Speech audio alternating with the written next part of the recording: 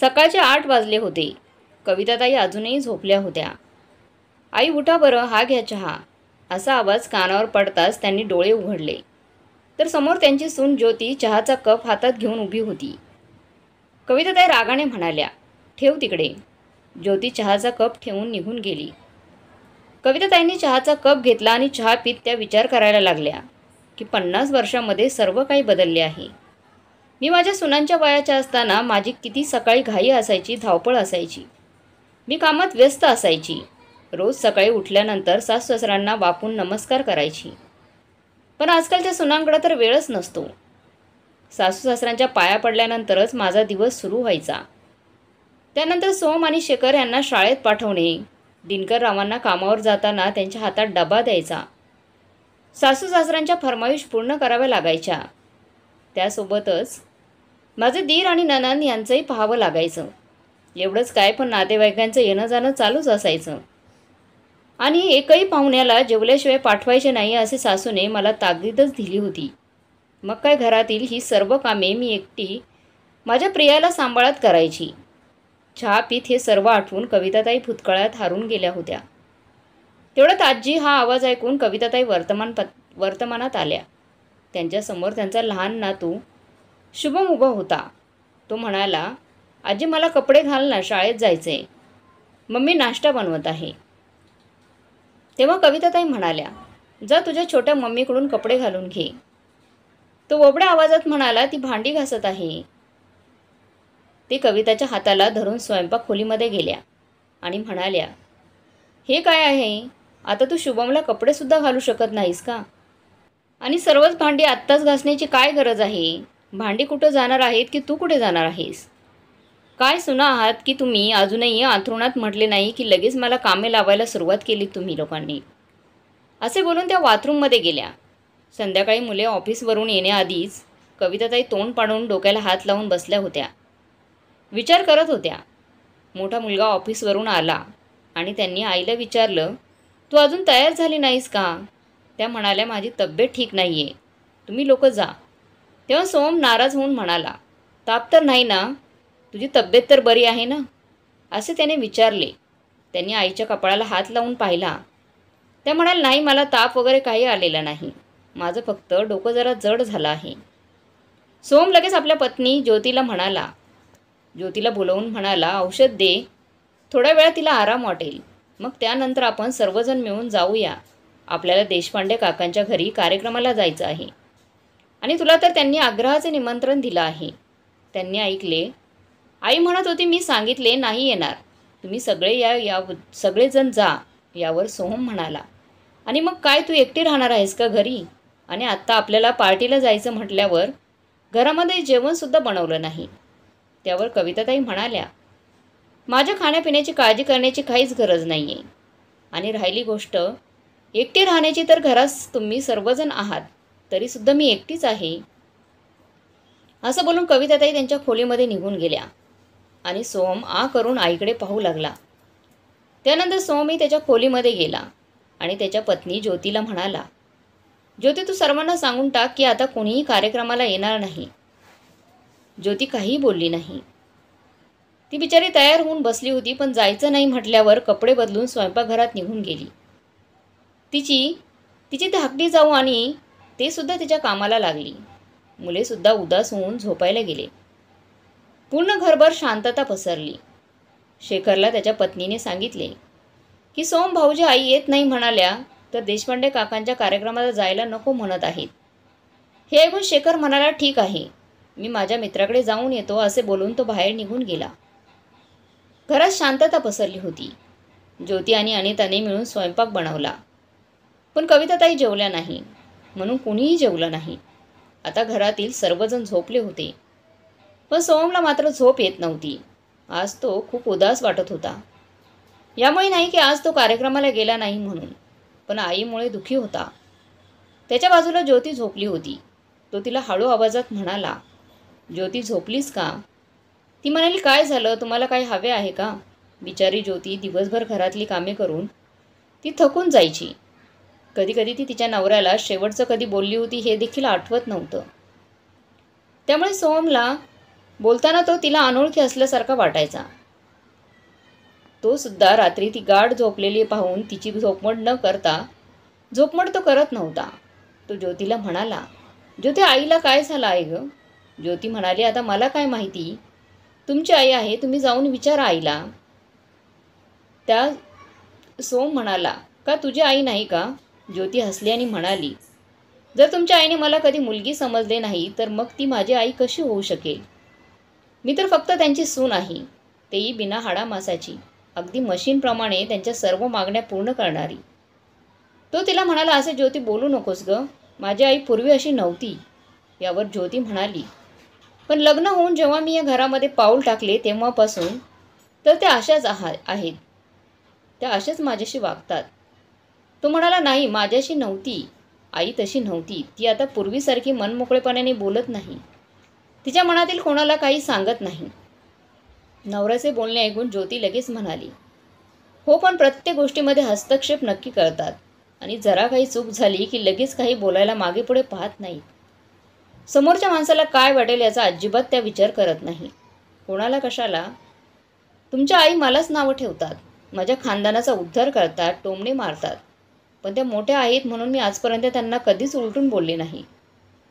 So म्हणाले, हे काय बोलतेस तू ज्योती? ज्योती म्हणते, खरं तेच बोलत आहे. मला सांगा, तुम्ही किती वेळा असे असता घरामध्ये? दिवसभर मी सर्व काही सहन करते, पण आजपर्यंत तुम्हाला किंवा काही बोलले नाही. आम्ही दोघी सुद्धा एवढे चांगले वागून सुद्धा त्या उगाचच काहीही कारण नसताना तुम्ही याच्यावेळी तोंड पाडून बसलेले असतात. काही कारण नसताना ज्योती हे सर्व रागाने बोलत होती. तेव्हा सोम म्हणाला, बस कर, आता आई या घरामध्ये सर्वात मोठी आहे. जर ते आपल्या चुकांवर बोट दाखवते तर याचं वाईट वाटून घ्यायचं कशाला? ज्योती म्हणाली, ठीक आहे, आजपर्यंत मला तुम्ही जे काही बोलले त्यावर विश्वास ठेवला आहे. का जाऊ देत, मला आता झोपू द्या. माझी सकाळी रोज पहाटेच्या अंधारामध्येच होते. तुमचं काय, तुम्ही 8 वाजेपर्यंत आरामामध्ये झोपलेले असतात. ज्योती सोमकडे पाठ करून झोपली, पण तरी सोमच्या डोळ्यामध्ये झोप नव्हती. त्याच्या डोळ्यासमोर लहानपणापासून आत्तापर्यंतच्या सर्व आठवणी येत होत्या आणि तो यामध्ये हरवून गेला. सोम जेव्हा 10 वर्षांचा होता तेव्हा त्याच्या बाबांचा मृत्यू झाला. 3 भाऊ बहिणींमध्ये सोम सर्वात मोठा होता. त्यांच्यानंतर सर्वात धाकटी प्रिया होती. बाबा गेले तेव्हा ती 1 वर्षांची होती. नवऱ्याच्या मृत्यूनंतर कविताताईंना खूप मोठा धक्का बसला, पण आपल्या मुलांसमोर त्यांनी ते दुःख कधी दाखवलं नाही, बाहेर येऊ दिलं नाही. कविताताईंसमोर पूर्ण आयुष्य पडलं होतं.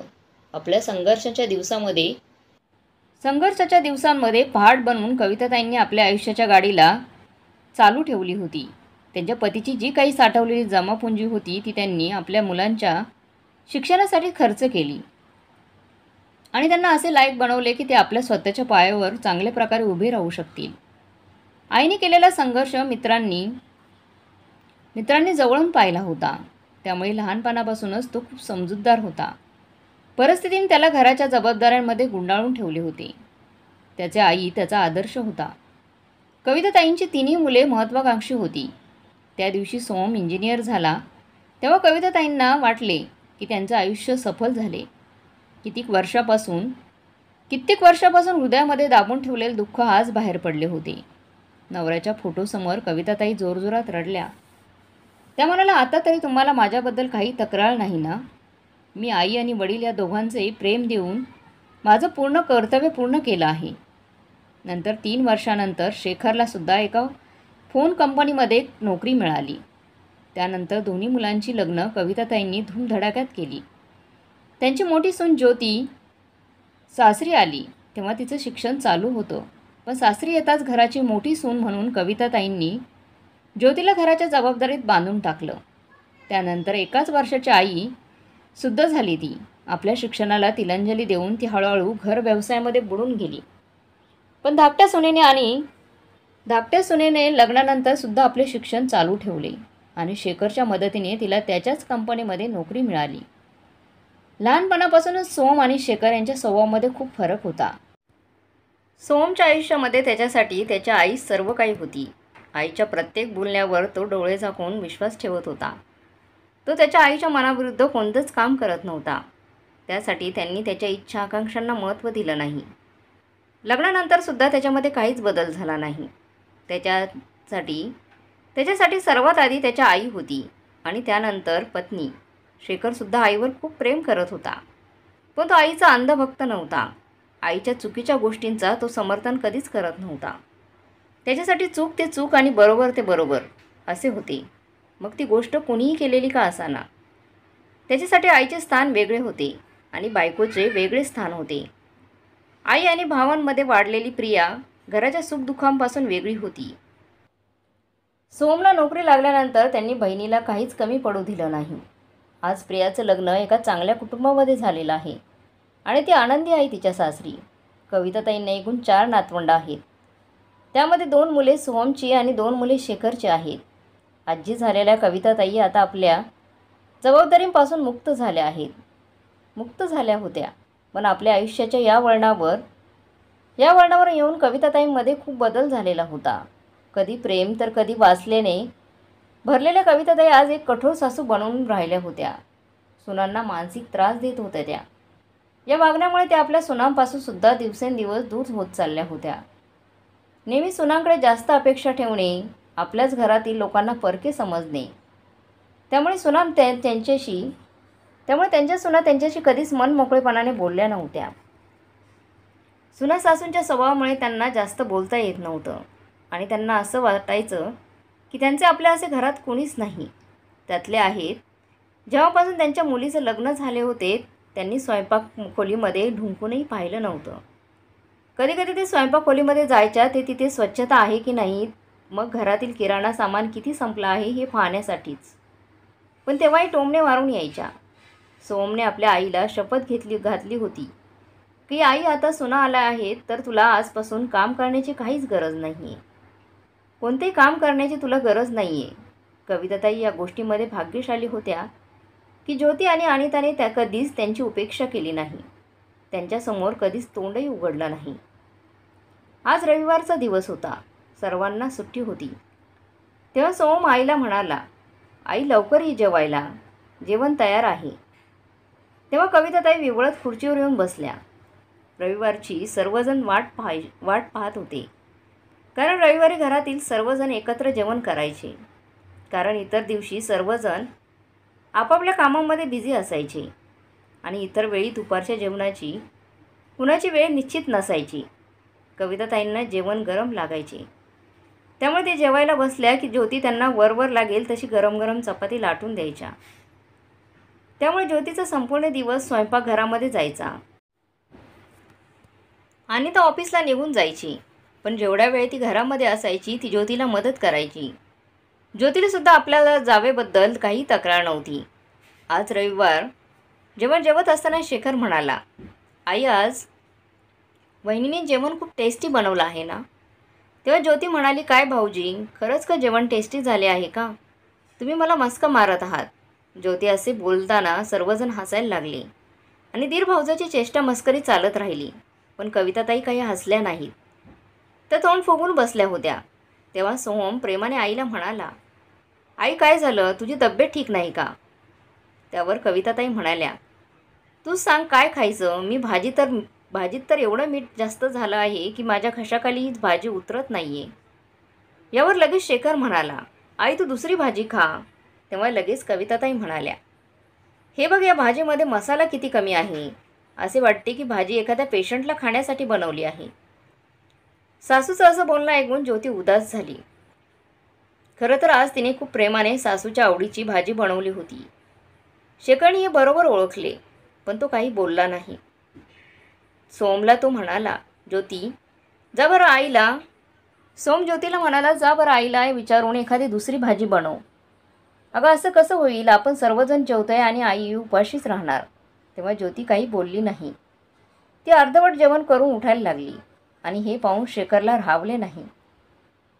तो नाराज होऊन म्हणाला, हे असे कसं रे दादा, वहिनी जेवत असताना तिला मध्येच आईसाठी भाजी बनवायला जा असं कसं म्हणतोस तू? वहिनी आता काही बनवू नकोस, एवढे जेवण आहे, आई पुलाव आणि कोशिंबीरही खाऊ शकते.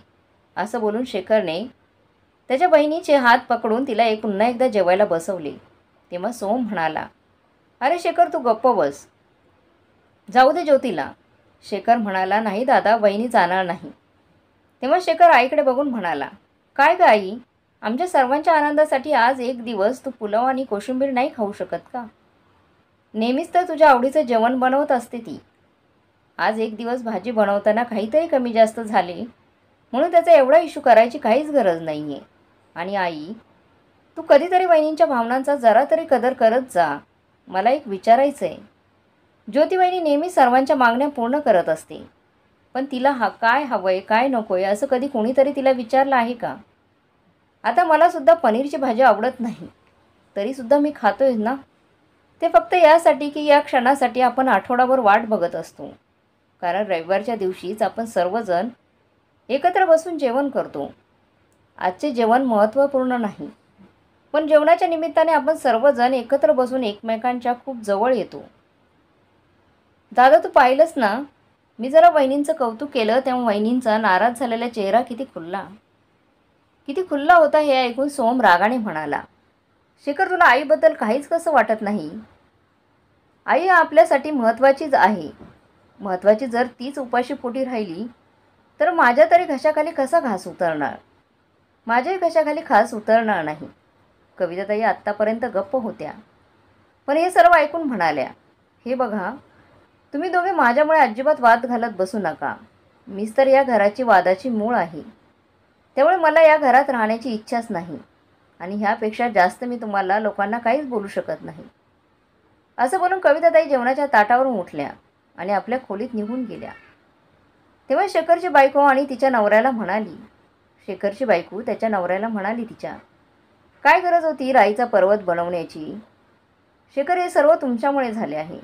ज्योतिताईंनी जर भाजी बनवली असती आणि आपण सर्वजण आणखी काही वेळ जेवायचं थांबलो असतो तर काय आभाळ कोसळलं असतं का? शेखर म्हणाला, मग तूच जाऊन का बरं बनवली नाहीस आईसाठी एखादी भाजी? यावर अनिता काहीच बोलली नाही आणि गप्प बसली. शेखर, तू आईसमोर उगाच ज्योतीची बाजू घेत जाऊ नकोस, सोम म्हणाला. तेव्हा शेखर म्हणाला, दादा, तुला माझं बोलणं समजलं नाही. अरे, माझ्या बोलण्याचा हा हेतू नव्हता, पण मी नोटीस केलं आहे, आई प्रत्येक वेळेस उगाच टेन्शनमध्ये असते. साध्या साध्या गोष्टींवर नाराज होते, चांगल्या गोष्टीत चुका काढत राहते आणि आईची ही सवय होऊन राहिली आहे आणि मला अजिबात आवडत नाही. आणि म्हणालो खरा, पण त्याला तू आईसाठी भाजी बनवायची, पण मला या गोष्टींची काहीच गॅरंटी नाही की आईला वनिताने बनवलेली भाजी आवडली असती. दादा, माणसाचं मन जर चांगले नसेल तर त्याला काहीच चांगलं वाटत नाही. शिकवणे असे बोलतात. सोम रागाने म्हणाला, मला ठाऊक आहे आई तुला आवडत नाही.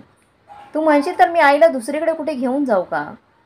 मी जातो आईबरोबर. शेखर म्हणाला, अरे दादा, हे काय बोलतोस तू? तुला काही कळते का? तू शुद्धीवर तर आहेस का? सोम म्हणाला, मी जे काही बोलत आहे ते पूर्ण शुद्धीत राहून बोलते. असे बोलून तो रागाने बाहेर निघून गेला. सर्वांची जेवणाची ताटे टेबलावर तशीच होती. ज्योतीने आणि अनिताने जेवणाची ताटं उचलली. आज या गोष्टीला 2 आठवडे झाले होते. कविताताई त्यांच्या खोलीमध्ये गप्प बसल्या होत्या. त्या दिवशीपासून घरातील सर्व आनंद कुठेतरी हरवला होता. दोन्ही भावांमधील बोलणंसुद्धा कमी झालं होतं. कविताताई नेहमी उदास बसलेल्या असायच्या. सुना एखाद्या मशीनप्रमाणे जीवन जगत होत्या आणि मुले मात्र आपल्या दुनियेमध्ये मस्त होती. आज सकाळी जेव्हा कविताताईंचा मोबाईल वाजला तेव्हा त्यांनी पाहिले की त्यांच्या मुलीचा प्रियाचा फोन आला होता. तिने आईला 2 दिवसांनी 15 दिवसांसाठी माहेरी येत असल्याचं सांगितलं. 2 दिवसांनी मुलगी येणार आहे हे समजल्यावर कितीतरी महिन्यांनी कविताताईंच्या चेहऱ्यावर ओठावर हसू आलं. त्यांना आता कुठे असे वाटत होते की माझ्या हक्काचं कोणी त्यांच्याकडे येत आहे. माझी मुलगीच अशी एकमेव व्यक्ती आहे, तिच्यासोबत त्या आपलं सुखदुःख वाटून घेऊ शकत होत्या. या घरातील माणसे तर आपल्या मर्जीचे मालक आहेत. कोणाला माझ्याबद्दल काहीच वाटत नाही असा विचार कविताताई करायला लागल्या. तेवढा त्यांचा नातू शुभम आजीकडे आला आणि त्याने आजीला विचारलं, आजी, कोणाचा फोन होता? तेव्हा त्या आनंदाने म्हणाल्या, अरे बाळा, तुझ्या आत्या येणार आहे. कविताताईंनी शुभमला प्रेमाने जवळ घेतलं इतर वेळी आजी त्याला कधीच प्रेमाने बोलत नव्हती, जवळही घेत नव्हती. आणि आज आजी जेव्हा शुभाला प्रेमाने बोलल्या तेव्हा तो चकित होऊन आजीकडे पाहू लागला आणि पटकन धावत जाऊन आपल्या आईकडे गेला. संध्याकाळपर्यंत सर्वांना माहीत झालं होतं की प्रिया पुण्याहून येत आहे. त्यामुळे सर्वजण खुश होते, पण कोणी काही बोलले नाही. घरातील वातावरण शांत होते. दोन्ही भाऊ हॉलमध्ये बसले होते. कविताताईसुद्धा तिथेच बसल्या होत्या आणि ताई आत्ताच ऑफिसवरून थकून आली होती. ती सुद्धा एका कोपऱ्यावर खुर्चीवर बसली होती. ते सर्वजण शांतपणे टीव्ही पाहत होते. तेव्हा ज्योतीने सर्वांसाठी ट्रेमध्ये चहा आणला आणि सर्वांच्या हातात चहाचे कप देऊन ती तिथेच उभी राहिली. तेवढ्यातच कविताताई म्हणाल्या, ज्योती बाळा इकडे ये. ज्योती चकित झाली, कारण लग्न होऊन घरात आल्यापासून आज पहिल्यांदा तिच्या सासूने तिला प्रेमाने ज्योती बाळा असे बोलल्या होत्या. तिच्या कानांवर विश्वास बसत नव्हता. ती पटकन सासूच्या एकदम जवळ येऊन उभी राहिली. तेव्हा कविताताई तिला म्हणाल्या, सुनबाई घरामध्ये तूप आहे का? माझी प्रिया येणार आहे अगं. तिला करंज्या फार आवडतात. मी विचार करते आपण तिघींनी मिळून आज करंज्या बनवाव्यात. आईचे बोलणं ऐकून सर्वजण चकित झाले. ज्योती म्हणाली, अहो आई, ताई येणार आहे तर आपण नक्की बनवूया. तिघी सासू सुनांनी करंज्या केल्या. त्यानंतर बेसनाचे लाडू देखील बनवले. मग काय कविताताईंच्या फरमाईश वाढत गेल्या. अखेर प्रिया आली, पण तिच्यासोबत तिचा नवरा आला नव्हता. ती आपल्या मुलांसोबत एकटी आली होती. तिच्या नवऱ्याला सुट्टी मिळाली नाही असं ती म्हणाली. लग्नानंतर प्रिया 2 वर्षांनी पहिल्यांदाच माहेरी आली होती. घराचे पूर्ण वातावरण बदलले होते. कविताताई दिवसभर प्रिया आणि तिच्या मुलांसोबत व्यस्त राहायच्या. प्रिया तिच्या आईच्या खोलीमध्ये झोपायची. त्यामुळे रात्री बऱ्याच उशिरापर्यंत त्या दोघी गप्पा मारायच्या. एके दिवशी कविताताई घरातील सर्वांसमोर आपल्या मुलीला म्हणाल्या, तू जाताना मी सुद्धा तुझ्यासोबत येईन म्हणते. आईचे बोलणे ऐकून सोम आणि शेखर चकित झाले. ते काहीच बोलले नाहीत. प्रियाला येऊन आता 5-6 दिवस झाले होते. प्रियाने सुद्धा आईमध्ये झालेला बदल ओळखला होता. तिने हेही पाहिले की तिच्या आई जेवढे तिची काळजी करत होती, त्यांना तेवढी काळजी कोणाचीच वाटत नव्हती. त्या फक्त आपल्या मुलीसोबत हसून बोलून राहत होत्या आणि घरातील इतर लोकांसोबत त्या दूर राहायच्या, प्रेमाने वागायच्या नाहीत. एके दिवशी कविताताई प्रियासोबत हसत गप्पा मारत होत्या. तेवढ्यात सोम आला, जो 2-3 दिवसासाठी ऑफिसच्या कामासाठी बाहेर गेला होता. घरात आल्याबरोबर त्याने आईला वाकून नमस्कार केला. पण तेव्हा कविताताई मुलाला पाहून अचानक गप्प झाल्या. प्रियाने तेच निरीक्षण केले. जेव्हा प्रियाने तिच्या आईला हे विचारले की तिने दादाला आल्यानंतर त्याची विचारपूस का केली नाही, कारण आधी तर कविताताई सोम ऑफिसवरून आला की लगेच त्याच्याकडे जायच्या, त्याची विचारपूस करायच्या. तेव्हा विचारलेला प्रश्न आला, त्यांनी उत्तर दिले की आत्ता त्याचं लग्न झालं आहे. कविताताई म्हणाल्या, आता त्याचं लग्न झालंय, त्याला बायको आहे, मुलं आहेत, त्याची विचारपूस करायला त्या आहेत. प्रिया आपल्या आईमध्ये झालेल्या ह्या बदलामुळे खूप दुःखी होती, कारण आई प्रत्येक गोष्टीत चुकीचा अर्थ काढत होती. आता प्रियाला समजले होते. पण तिच्या सोम दादाला आईमधील झालेला बदल दिसत नव्हता. तिने असा विचार केला की जर तिची आई तिच्यासोबत तिच्या सासरी आली तर दादा ज्योती वहिनींचं जगणं मुश्किल करून टाकेल. तिची प्रत्येक गोष्टीमध्ये तुलना प्रियासोबत केली जाईल. दुपारी प्रिया आणि कविताताई जेवण केल्यानंतर त्यांच्या खोलीत बसल्या होत्या. तेवढ्यात ज्योतीने येऊन त्यांना चहा दिला. मात्र त्यांनी दुपारी चहा पिण्याची सवय होती. ज्योती त्यांना चहा देऊन जातच होती की तेवढ्यात प्रियाने तिला थांबवलं. ती म्हणाली, वहिनी तू सुद्धा बस ना आमच्यासोबत. तेव्हा ज्योती बसली, पण कविताताईंनी लगेच तोंड वाकडं केलं. ज्योती समजूतदार होती. ती तिच्या मुलाचा बहाणा करून उठली आणि निघून गेली. हे काही प्रियाला आवडलं नाही. ती एक मोठा श्वास घेत प्रिया म्हणाली. तेव्हा तिच्या आई आश्चर्यचकित होऊन म्हणाली, काय झालं प्रिया? ती म्हणाली, आई तुला वहिनीमध्ये असं वेगळं काही जाणवलं आहे का, की 5 वर्षामध्ये ती किती म्हातारी दिसायला लागली आहे? प्रियाचा उदास चेहरा पाहून कविताताईंनी विचारलं, तुला कोणी काही बोललं आहे का? तेव्हा ती म्हणाली, नाही ग आई, पण मला एका गोष्टीचं दुःख आहे की माझ्या मला तुझ्याप्रमाणे या घरामध्ये एखाद्या पाहुण्याप्रमाणे राहायचं नाही आहे, कविताताई म्हणाल्या. याचा काय अर्थ आहे? प्रिया म्हणाली, हो आई, मला इथे येऊन 1 आठवडा झाला आहे, पण या घरामध्ये तुला सोडले तर काहीच बदल दिसत नाही. घरात फक्त तू बदलली आहेस आई. तुला याची जाणीव आहे का? तुझ्या मुलांसारखी मुले खूप कमी आईवडिलांना लागतात, भेटतात. अगं, तुझ्या दोन्ही सुना तुझ्या इशाऱ्यांवर नाचतात. तुझ्यापुढे तोंड उघडण्याची त्यांची हिंमत नाही. आई, तू किती सुखात आहेस याची तुला काहीही कल्पना नाही, आणि हे सर्व तुझ्या कष्टाचं फळ आहे. तेव्हा कविताताई म्हणाल्या, नाही बाळा, तुला ठाऊक नाही. हे जे काही करतात ते आपलं कर्तव्य म्हणून करतात. इथे कोणाला माझ्याबद्दल काही प्रेम वगैरे काही नाही आहे. मला या सर्वांच्या नजरेमध्ये परकेपणा दिसतो, असे कविताताई उदास होऊन म्हणाल्या.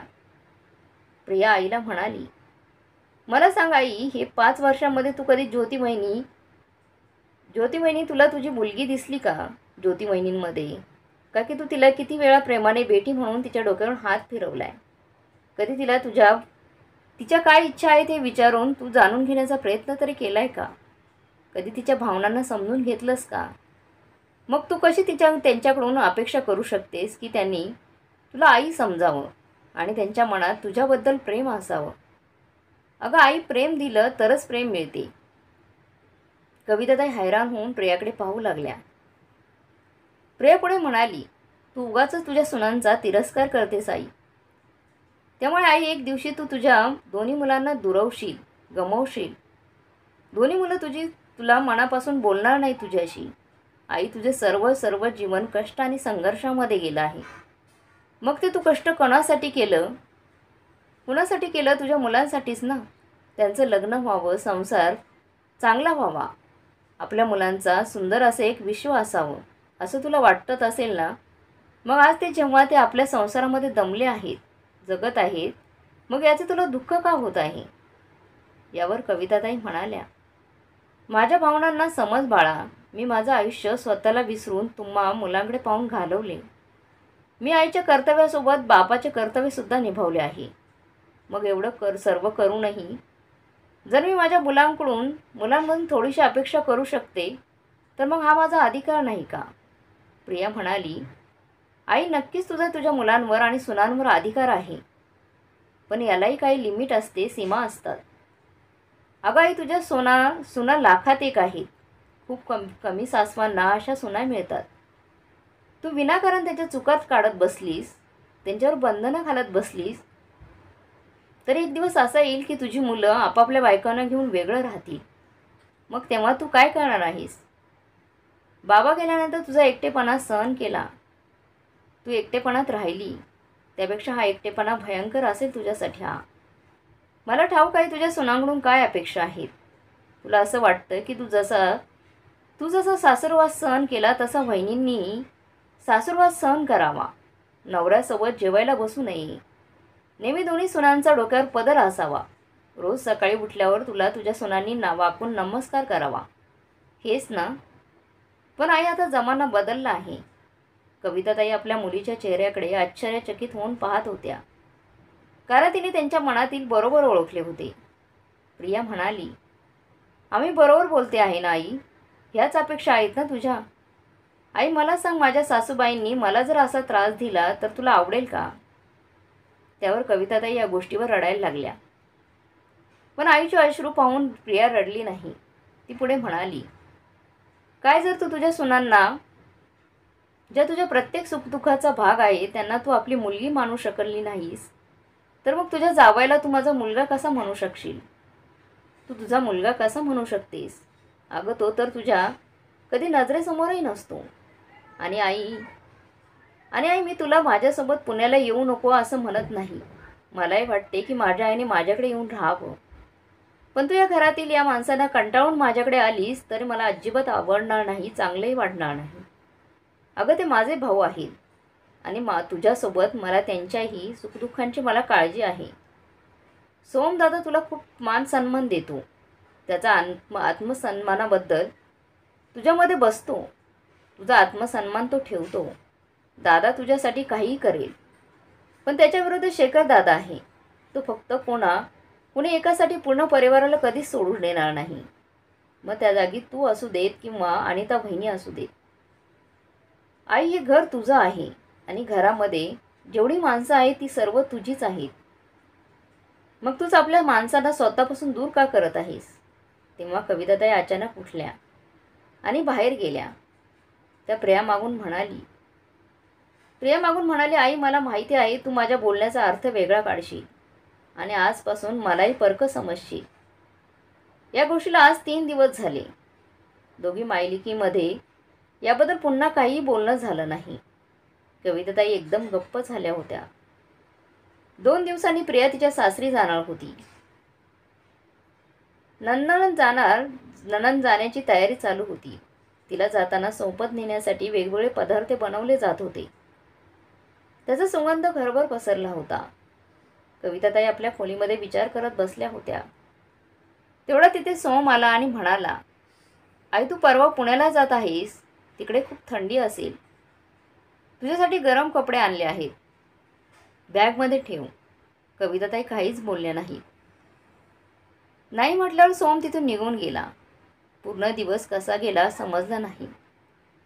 रात्री सर्वजण एकत्र जेवण करण्यासाठी बसले होते. शेखर म्हणाला, आई, तू तुझे सामान पॅक केलेस की मी तुला पॅक करायला मदत करू? इकडे तू तुझी काळजी घे, तिकडे तू तुझी काळजी घे, नाहीतर आजारी पडशील. आणि आता जा आणि लवकर झोप. तुला सकाळी लवकर उठायचं आहे. आणि हो, आठवड्यात 2दा फोन नक्की कर, नाहीतर आम्हाला काळजी वाटेल. पण तेवढं कविताताई कुठेही जाणार नाही. तेवढ्यातच कविताताई म्हणाल्या, मी कुठेही जाणार नाही ना. मी कुठेही जाण्यासाठी सामान पॅक करणार आहे. मी माझ्या मुले आणि सुनांना, नातवंडांना सोडून कधीच जाणार नाही. असं बोलून सर्वच आश्चर्यचकित झाले. प्रिया लगेच म्हणाली, मला ठाऊक होतं आई, तू असंच करणार. पुन्हा त्याच प्रत्येक गोष्टीचा उलट अर्थ काढणार, वेगळा विचार करणार. त्यावर कविताताई म्हणाल्या, बाळा, काही नाही, तू बोलली आणि मला माझी चूक समजली. प्रिया, माणूस जेव्हा झाडावर उलटा लटकला जातो ना, तेव्हा त्याला सर्व जग पूर्ण उलटेच दिसते. आपल्या आत होत असतो बदल, आपल्या आत होत असतो, पण आपल्या आजूबाजूला असणारे लोक आपल्याला बदलल्यासारखे वाटतात. प्रिय, ज्योती आणि सोम मुलांनो, मला माझ्या सासूने खूपच त्रास दिला होता जेव्हा मी या घरात सून म्हणून आली होती. त्या काळामध्ये जेव्हा मी या घरात सून म्हणून आले, म्हणून मीही माझ्या सुनांशी, मला त्रास झाला म्हणून मग मीही माझ्या सुनांशी तसंच वागत गेले. पण मी हे बघितलं नाही, माझ्या सुना तर मला फारच जीव लावतात, तरी मी त्यांच्याशी चुकीचं वागत गेले. त्यांनी ज्योती आणि अनिताची दोन्ही सुनांची माफी मागितली आणि म्हणाल्या, खरं तर मी नशिबान आहे. आजच्या या कलियुगात मला तुमच्यासारख्या समजूतदार सुना मिळाल्या. सोम आणि शेखरलाही खूप आनंद झाला. मग दुसऱ्या दिवशी प्रिया तिच्या सासरी जायला निघाली. तेव्हा कविताताई तिला म्हणाल्या, मला तर असे वाटत आहे की पहिल्यांदाच घडले असेल की नेहमी आई मुलीला सासरी जाताना सासू सासऱ्यांशी कसं वागायचं हे शिकवते. पण आज मला माझ्याच मुलीमुळे समजलं की आईने सासू म्हणून आपल्या सुनांसोबत कसं वागावं. त्यापुढे म्हणाल्या, खरं तर माझ्या इतकी नशिबान कोणी नाही ज्यांना माझ्या मुलांप्रमाणे समजूतदार मुले आणि सुना आहेत. असं बोलल्यानंतर प्रिया आईला येऊन घट्ट मिठी मारते. प्रिया आईला म्हणते, आई, तू खरंच खूप चांगला निर्णय घेतला आहेस. सोम म्हणतो, आई, तुला आम्ही कधीही अंतर देणार नाही. असं म्हणून सर्वजण जेवण करतात, आनंदाने जेवण करतात आणि प्रिया तिच्या माहेरी निघून जाते. आणि मग कविताताईंनी तिचे 2 मुलं, सुना आणि नातवंडांसोबत सुखाने राहू लागतात. तर मग मित्रमैत्रिणींनो, प्रियाने आपल्या आईला दिलेली मोलाची शिकवण तुम्हाला कशी वाटली कमेंट बॉक्समध्ये नक्की कळवा. आणि आजची कथा चांगली वाटली असेल तर लाईक, शेअर, सबस्क्राईब नक्की करा. धन्यवाद.